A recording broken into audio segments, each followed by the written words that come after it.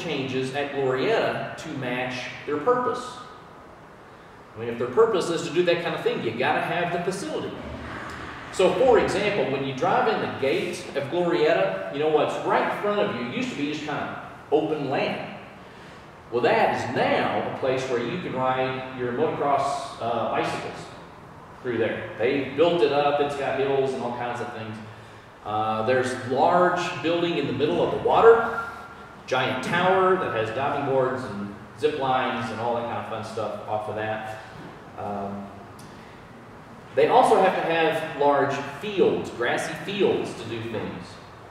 And so some what used to be parking lots are now grassy fields.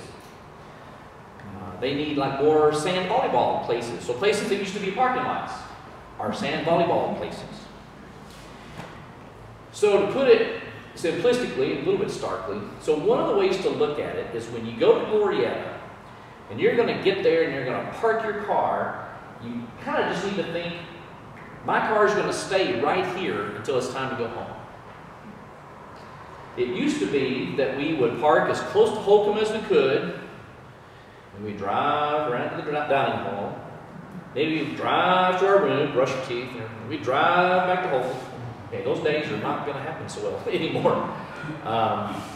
Either it's going to be walking, or it's going to be utilizing one of the vans, people movers, etc., that we're going to have there to help people get around. Because we recognize, especially at that altitude and those distances, that can be difficult for people. So we're figuring out every way we can to help people get from place to place between things. And that's no easy thing. You might have heard that's one reason Sacramento is bringing their horse and carriage, or horse and buggy, or horse and something. Horse and wagon, there you go. And part of that's for, Sacramento gets the chance to show off their new equestrian business. It also is a way for people to get on and get over to the dining hall without having to walk all the way. So when Peggy Wilson and I visited there about the possibility of having an annual conference, and they told us some of the construction they were going to do, but they hadn't done a lot of it. And then we did a site visit in February, was it? And we went up there, and yeah, there's some different things. So you just need to be aware of that. There is a map that shows parking areas that you'll want to look at. I think it's on our website, or you get the registration thing too, I think. So you'll want to look at that and figure out what hall you're staying in and where you're going to park and how that's going to work. That's part of why the retiree pension lunch is going to be at that Holcomb Auditorium building, because we were trying to imagine the logistics of getting, that's a group of people who are over 70. And getting them from Holcomb all the way to the dining hall for a banquet and all the way back.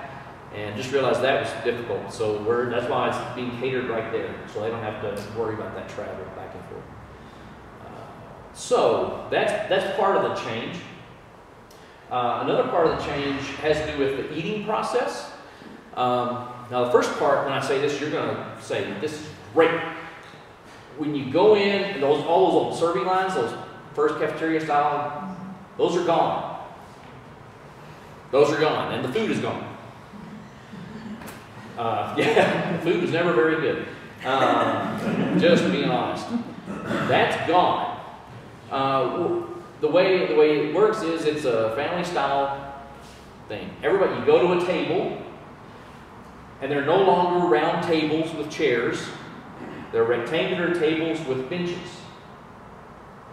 So you're going to go to a table, and someone is going to be the runner, and you're going to, actually there will be a poker chip on your table. You'll take that poker chip, and you're going to go to a place that says enter, and you'll drop the poker chip in a bowl, and they're going to give you a tray, and it's going to be a tray for the food for everybody at your table.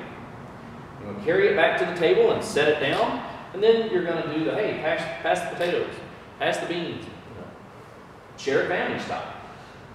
Clean up is that there's a tub, those bus tubs, underneath the table. You're going to pull that out. You'll have instructions.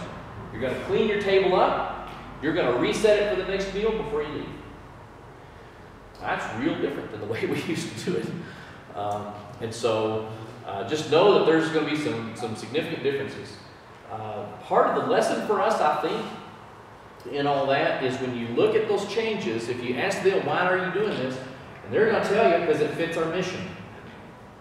You want to talk about a lesson in alignment, that's a great lesson.